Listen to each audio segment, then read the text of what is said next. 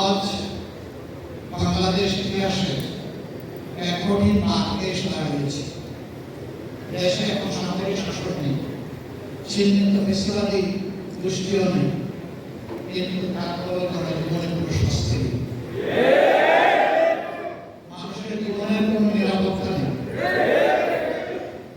কর থেকে ব্যয় হওয়ার ক্ষেত্রে কোনো ব্যবস্থা আস্তে আস্তে সংকুচিত হয়ে যাচ্ছে। আমাদের সন্তানদের লেখাপড়া যুগের মুখে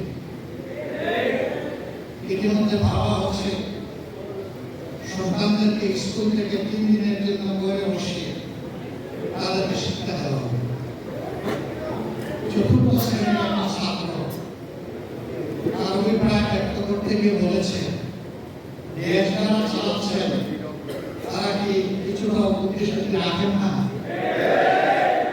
একটা ক্লাসে যদি 50 জন ছাত্রের সংগ্রাম হয়, সেখানে মাথার উপরে ফ্যান করবে ম্যাক্সিমাম 5টা অথবা তার চেয়েও কম, লাইট জ্বলবে 3টা বা 4টা। কিন্তু যদি ঘরে বসে অনলাইনে শিক্ষা দিতে হয়, তাহলে প্রত্যেকটি ছাত্রের মাথার উপরে একটা ফ্যান লাগানো লাগবে।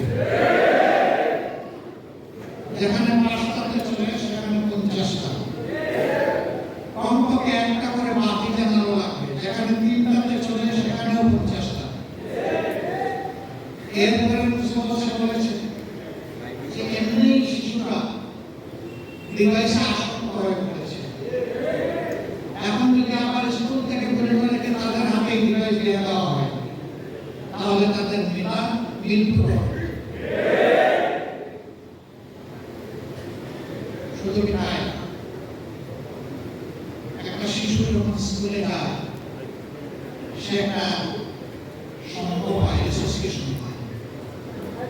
কিন্তু সেই শিশুটা যদি ঘরে বসে থাকে, তাকে যদি বলা হয় ঘরে বসে ক্লাস করো, শিশুরা হচ্ছে চপলা চঞ্চল।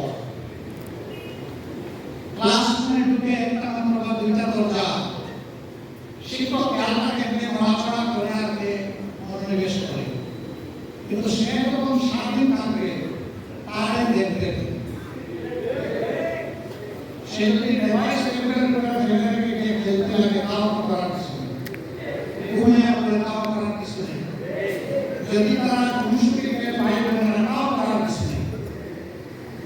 এইভাবে মেধা অপমৃত্যু ঘটবে। আশ্চর্য! আমরা যখন সংসদে জিজ্ঞাসা করছি যে সমস্যাটা এখন বিশ্বব্যাপী চলছে, এটা বাংলাদেশের সৃষ্ট নয়, আমরা বলছি আমরাও সহযোগিতা করতে চাই সংসদ গঠনে। সরকার বলে কোনো সমস্যাই নেই। এমনভাবে বিবৃতি দেওয়া হয় সংসদের ভিতরে, মনে হয় যেন সমস্যা তো নাই, বরঞ্চ উদ্বৃত্ত তেলের উপর ভাসছে বাংলাদেশ। আমরা জিজ্ঞেস করেছি, তাই যদি হয় তাহলে একজন গাড়ি চালক, একজন বাইক চালক কেন তাহলে পেট্রোল পাম্পের সামনে গিয়ে ঘন্টার পর ঘন্টা তাদেরকে অপেক্ষা করতে হয়? কিলোমিটারের পর কিলোমিটার লাইনে থাকতে হয়? কেন তাদেরকে রোদে শুকাতে হয়? কেন তাদেরকে বৃষ্টিতে ভিজতে হয়? বাইক চালকরা বলছে, আগে 7-8 ঘন্টা দৌড়াদৌড়ি করতে পারতাম, এখন তেলের কারণে 3 ঘন্টা বাইক চালানোর সময় পাই না। জনজীবনের সকল ক্ষেত্রে এই দুঃসহ যাতনা নেমে এসেছে। সরকার তাদেরকে বলছে তেলের কোনো অভাব নেই। এটা অবশ্য কি তেলের অভাব কার জন্য নেই এটা বলে নেই। আছে তেল নাই বন্ধ, কিন্তু ওখানে গেলে তেল পাওয়া যায়। 120 টাকা দামের তেল ওখানে গেলে 300 টাকায় পাওয়া যায়। এইভাবে জ্বালানির পর পাওয়ার নির্ভরশীল। শুধু গাড়ির চাকা চলে না, শুধু ফ্যান ঘুরে না, শুধু বাতি চলে না, এই জ্বালানিতে সমাজের চাকা চলে। তখন কি সংবিধানে সেই গণফুলের কমিশন ছিল? যদি এটা জায়েজ হয়ে থাকে, এখন না জায়েজ হতে হবে জনগণের প্রয়োজন। গণভোট হচ্ছে কনস্টিটিউশনের উপরে সুপ্রিম অথরিটি রাখে। জনগণের সুপ্রিম অভিপ্রায় হচ্ছে চূড়ান্ত সংবিধান। সম্মানিত বন্ধুগণ, তারপরে এরশাদ সাহেব একটা করেছেন, ওইটা নিয়ে কথা বলছি।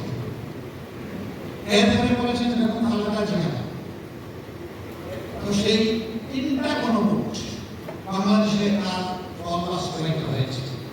4র্থ গণভোট, যেখানে সে বিভিন্ন দল ছিল, মত ছিল, সবাই মিলে একমত।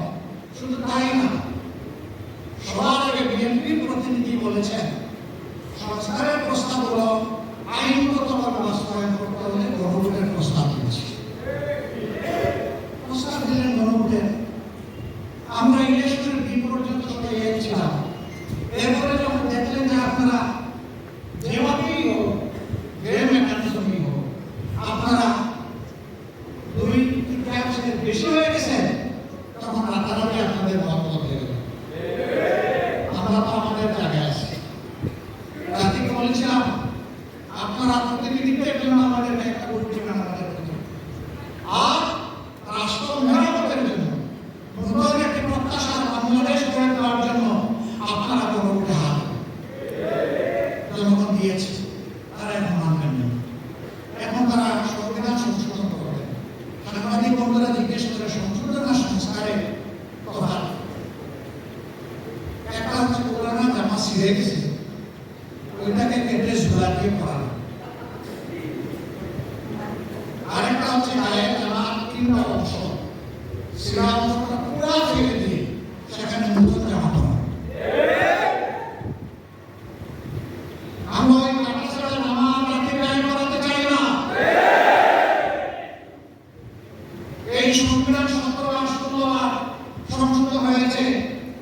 এত সংশোধনের মধ্যে ফেসিবাদ আসলো কিভাবে? সংবিধানের যে ধারাগুলোর কারণে ফেসিবাদ জন্মে, আমরা ওই ধারাগুলোই সংবিধান থেকে আমরা নির্বাচনের মাঠে সংস্কার করতে চাই।